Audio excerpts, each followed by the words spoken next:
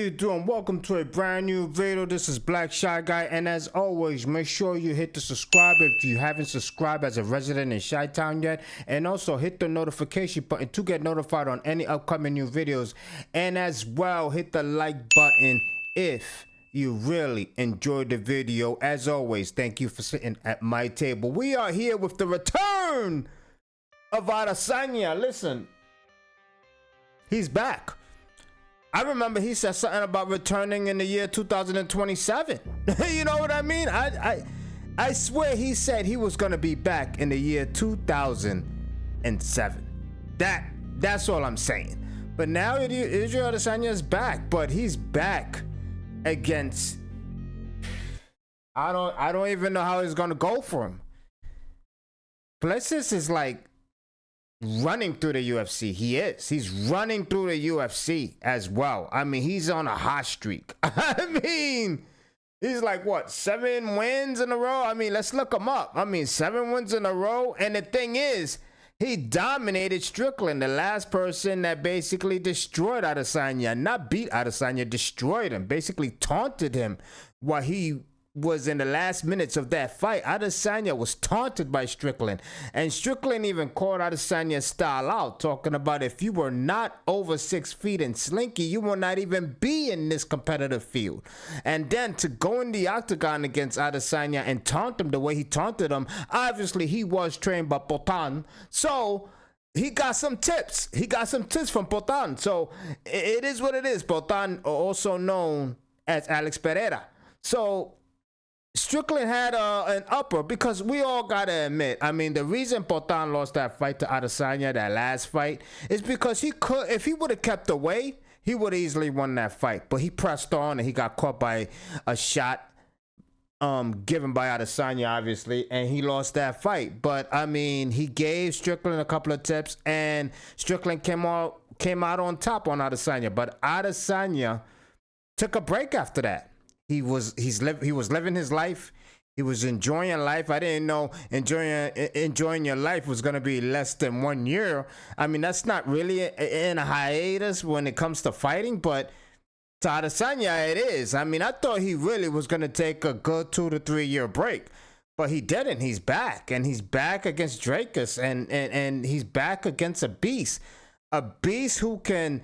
To me, Drakus is like he is like Strickland. I mean, I think he's like a bar fighter. You know what I mean? He has kickboxing history, but he's like a bar fighter. Seriously, he's like a bar fighter, and with power.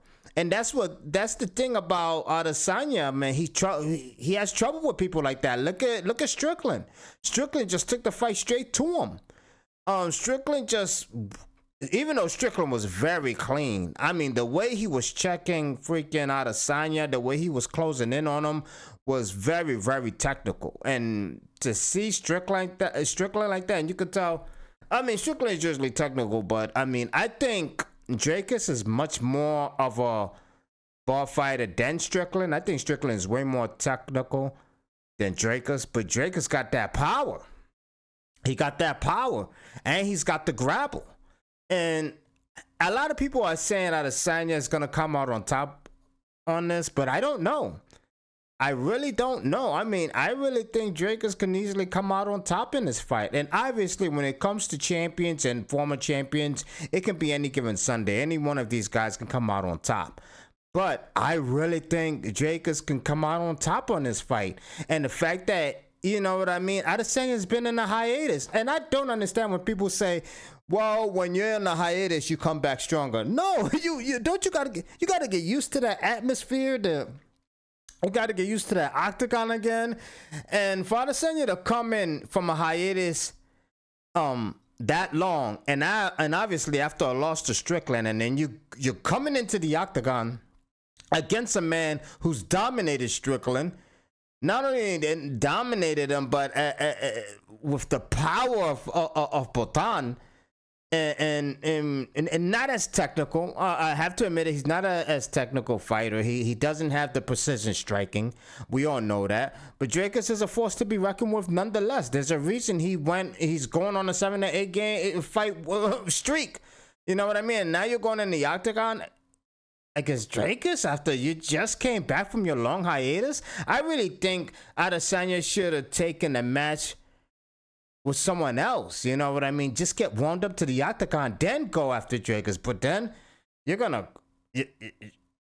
come from your hiatus and just fight the champion? I mean, do you really want that? Because then when you lose, what happens then? Are you going to take another hiatus? Because it's going to be really devastating if Adesanya loses this fight. If Adesanya loses this fight against Drakus, it's going to be really devastating.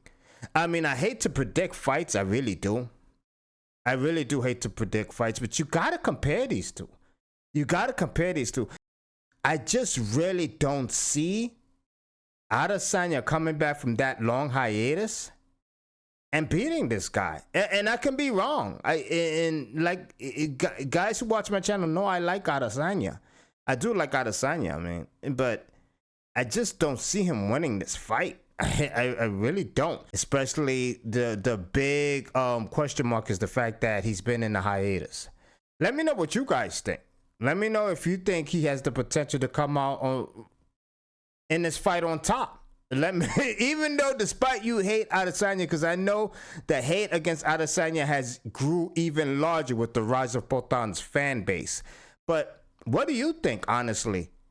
What chances does Adesanya have after his long hiatus to come out on top in this fight?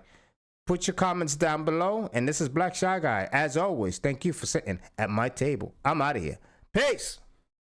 Arch criminal who must be put away. Another innocent victim of a suicidal maniac.